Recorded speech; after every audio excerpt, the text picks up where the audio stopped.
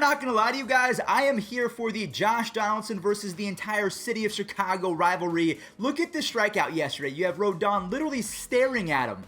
This is so much fun. What's going on, everyone? It's Fuzzy. Welcome back to yet another MLB recap. We have a lot to talk about today, so if this is your first time on the channel, don't be afraid to hit that subscribe button because we do this every single day, and make sure to use code Fuzzy on SeatGeek if you're going to any baseball games. Save yourself 20 bucks off your entire purchase. Now, let's go ahead and talk about the All-Star starters. Now, there were a few snubs. We'll talk about that first and foremost. Cedric Mullins, I cannot believe that he is not starting over Teoscar Hernandez. I am not saying that Teoscar is not a good baseball player. He is one of the most underrated outfielders in all of baseball, but in my opinion, all of the wasted votes on Mike Trout caused Cedric Mullins to not be a starter. So that is my first snub, and then we also have Max Muncy getting snubbed. I know there are a lot of Freddie Freeman fanboys out there and a lot of Braves fans in the comment section down below, but you cannot tell me that Freddie Freeman deserved it over Max Muncy. I mean, the WAR is like 4.3 compared to 1.3. It's not even close. The pitchers and the reserves will be selected at 5:30 Eastern on July 4th, so make sure you guys pay attention to that. I'm hoping that Joey Gallo makes it because he has been on fire lately. We do have some breaking news to report on. This one made my jaw drop. Like, this is surprising. Maybe to baseball fans, White Sox fans could probably tell you that he has not been good for quite some time. The White Sox have officially demoted and sent down Yermin the Yerminator Mercedes. I completely blame Tony La Russa. I saw a tweet from Talking Baseball earlier today. I'm going to go ahead and show the screen right now. Look at his stats before he hit that home run and then after. Tony La Russa came out and publicly criticized the man. I feel like his confidence was shaken. And honestly, yes, I'm going to stick behind that. I fully blame Tony La Russa for the demise of Yermin Mercedes. But also, Major League Baseball is really smart. They probably figured him out. I'm just salty. Now, as a response, the White Sox are calling up a player by the name of Jake Burger, so they need to make a trade immediately for two other guys. Seth Beer, I think he's on the Diamondbacks, and then Paul Fry of the Orioles, so they can have Burger,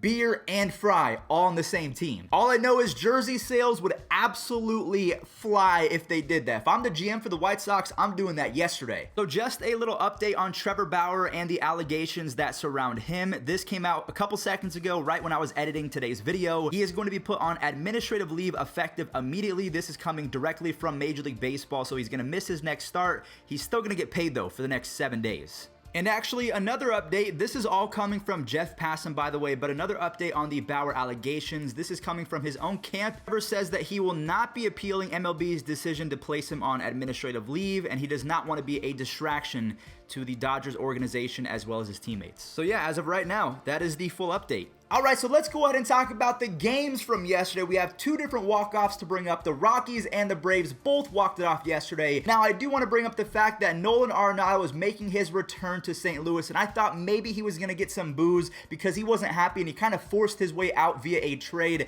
but he got a massive standing ovation. They were so happy to see him return. Now, Paul DeJong, he gets the scoring started with an RBI, and that was answered back immediately by a two-run shot from Brendan Rodgers, who is having a breakout season. I'm really happy for him. Paul Goldschmidt, Mr. Goldie, ties it up as both starting pitchers went 7+ innings, only allowed 2 earned runs, and then Elias Diaz hits a walk-off home run. He has been red hot the last 2 weeks, so the Rockies, they win 5-2 on a walk-off bomb from Mr. Diaz. Why do I keep saying everyone is Mr. something? Both Shohei Ohtani and Jacob deGrom were roughed up in the first inning of their last starts. DeGrom gave up 3 earned runs in the first inning yesterday against the Atlanta Braves. Now, all credit in the world goes to Austin Riley, who drove a 100-mile-per-hour fastball on the paint to the other side for an oppo taco. I mean, that is not easy to do. DeGrom, he went back to the dugout. He was angry. He told himself that that was all the Braves were going to get, and he was correct, en route to striking out 14 different hitters. Now, unfortunately, Ian Anderson was just a little bit better, going 7 innings, only allowing 2 earned runs. You have Dominic Smith tying it up in the later innings, but then Freddie Freeman, that just gives him the chance to walk it off. This was off the pitcher's foot. The Braves have now won 2 games in a row. They're just 3.5 games back of the Mets, and that was good for Freddie because he makes the All-Star team, but then Max Muncy, who was snubbed, hits a grand slam. Freddie Freeman, going into that last at-bat, had 4 strikeouts. He had the golden sombrero, and everyone was saying, see, Max Muncy deserves it, but then Freeman kind of saves it with that walk-off, so Cool. The Dodgers were facing off against the Nationals yesterday, and Juan Soto and Albert Pujols were trading RBIs back and forth. We're seeing some of the best hitters of our generation in the same game, which is crazy. Juan Soto versus Pujols, I mean, it's just so much fun as a pure baseball fan. And then in terms of trading RBIs, the same goes for Starlin Castro and AJ Pollock. And guess who answers the call? Max Muncy with his second grand slam, I believe, of the season. And like I mentioned in the intro, Max Muncy is sitting at a 4.3 WAR and a 173 OPS plus. Freddie Freeman has a 1.2 WAR, so that is 3 full WAR points less, and his OPS of 118 is almost 60 points lower than. I can't believe that Max Muncy was snubbed. I'm sorry. Now, the game was called due to rain, so the Dodgers pick up their 6th win in a row, and they're just a half game back of the Giants for first place. Now, because we talked about the Max Muncy grand slam, I'm going to go ahead and talk about the Astros because they had a grand slam as well. Cleveland, they made my heart so happy. I was feeling good. We had a 2-0 lead. Then Jordan on this home run made me worry because I had to remember that, oh yeah, we're playing the Astros. They can pop off at any moment, and that's exactly what happened. Altuve on this grand slam now has 18 home runs, a 141 OPS plus, a 3.2 WAR, and then Michael Brantley, one of my favorite players of all time, a former Cleveland player, rips my heart out as Framber Valdez has a combined 2.18 ERA and 45 innings in 2021. He's been an absolute monster since the 2020 playoffs. Here we go. The Rangers faced off against the A's. You have Joey Gallo driving in an RBI on this little single. You have Nate Lowe. Even though he's cooled off a little bit, he got hot yesterday. On this home run, we're going to go ahead and talk about him one more time later on in the game,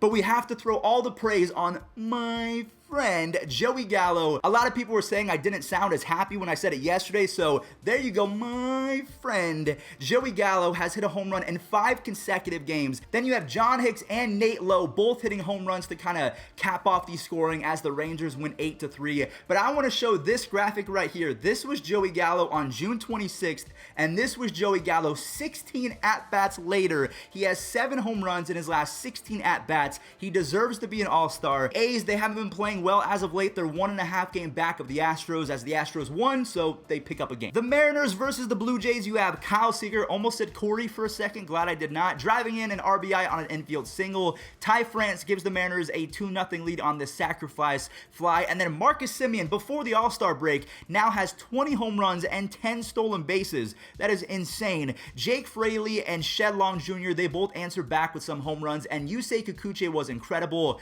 He goes 7 electric innings, only allowing 1 earned run on 6 strikeouts with only 1 walk allowed. Then you have Seager and Jake Bauers making it 7-2 as the Blue Jays, even though they have 3 players as starters in the All-Star game, they lost. So Royals fans, you might want to plug your ear holes because the Red Sox destroyed you 15-1 yesterday as Kike Hernandez hit yet another leadoff home run. That was followed up by JD Martinez and Danny Santana both going yard, so they had a big 4th inning. Devers drives in 2 RBIs, and then he tacks on even more with a 3-run home run in the 6th inning. Nathan Eovaldi was dominant yet again. He goes 7 shutout with 6 strikeouts on 0 walks. He has a 2.43 ERA in his last 40 innings pitched. The Red Sox are on a 7-game winning streak. They have the best record in baseball, and Rafael Devers is leading all of baseball with 69 RBIs. Nice. Brian Goodwin has been a godsend so far for the White Sox. He now has 3 home runs and an almost 150 OPS plus in less than 60 at-bats for the White Sox. You have Yasmani going the other way to drive in an RBI. The Twins, they go off to score a few runs, and they actually take a 4-3 lead. But then Andrew Vaughn, he comes in clutch on the sacrifice fly to tie it up. And then Zach Collins, he hits a home run for the lead. And then Danny Mendick and Zach Collins, they want some more. So the White Sox, they're 5 games ahead of anyone. They have won 4 games in a row, and considering how decimated the Cleveland baseball team has been by injury, and the Royals aren't very good, the Tigers aren't very good, I mean, they're going to win a lot of games. Jace Peterson has come out of nowhere for the Brewers with 14 RBIs and an almost 130 OPS plus to begin the season. He has been very clutch. You have Jackie Bradley Jr. making it 2-0 on this RBI double, and then he baited Jacob into thinking that this was going to be a home run, but then he catches it and fires all the way to first base to turn the double play of the year. And then Corbin Burns, who goes just under 8 dominant innings, he does have to leave with a little bit of an injury. He has 5 strikeouts and 7 1/3.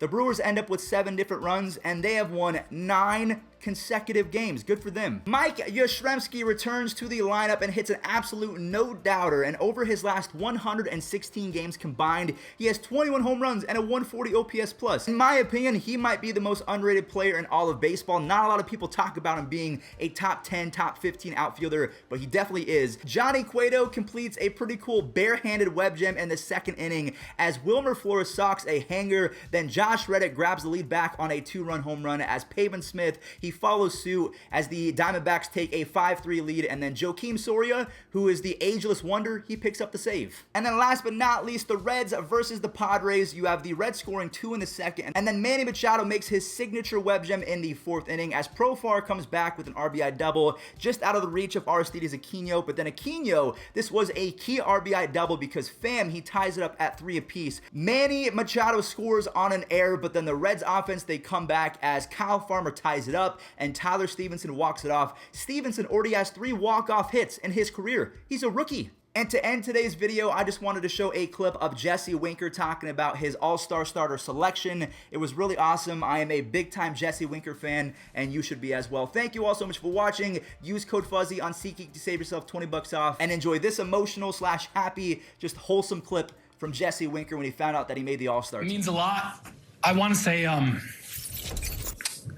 thank you to everybody that voted for me. I'm very thankful. Thank you, everybody. It means a lot to me. I mean, obviously it was a goal of mine, but like I told you guys earlier, like a month ago, who doesn't say they want to play in the All-Star game and who says they don't want to start it? So I'm speechless. I'm going to go home and I'm going to try to get some sleep tonight and not think about it because we got like 10, 13 games to go still.